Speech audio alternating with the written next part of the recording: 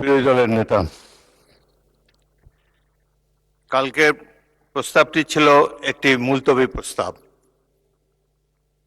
এটি আমার অনুপস্থিতিতে গৃহীত হয়েছিল। বাংলাদেশের 53 বছরের সংসদীয় ইতিহাসে মাত্র 3টি মুলতবি প্রস্তাব গৃহীত হয়েছে। একটি জনাব আনোয়ার হোসেন মঞ্জুর, অপরটি ছিল গ্রেনেড হামলা সম্পর্কিত, আর একটি ছিল নূর ইসলাম মনির কোস্টগার্ড সম্পর্কিত।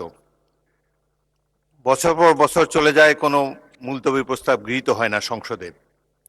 তারপরেও প্রাণবন্ত আলোচনার জন্য ডেপুটি স্পিকারের সভাপতিত্বে মুলতবি প্রস্তাবটি গ্রহণ করা হয়েছিল।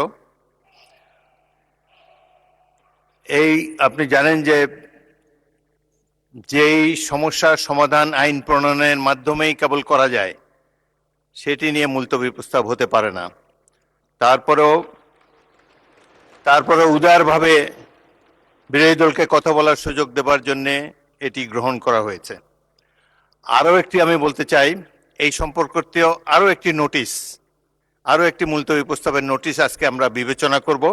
আপনাদের মধ্যে যদি কোনো কথা বলার বাকি থাকে, আমি বলেছিলাম যে বাকি কথা হলে আগামীকাল হবে, আজকেও আপনারা যদি প্রয়োজন হয় সেই নোটিশটি সম্পর্কে যখন আলাপ আলোচনা করব, আপনাদের আরও যদি বক্তব্য থাকে, কথা বলার অবারিত সুযোগ আপনারা পাবেন।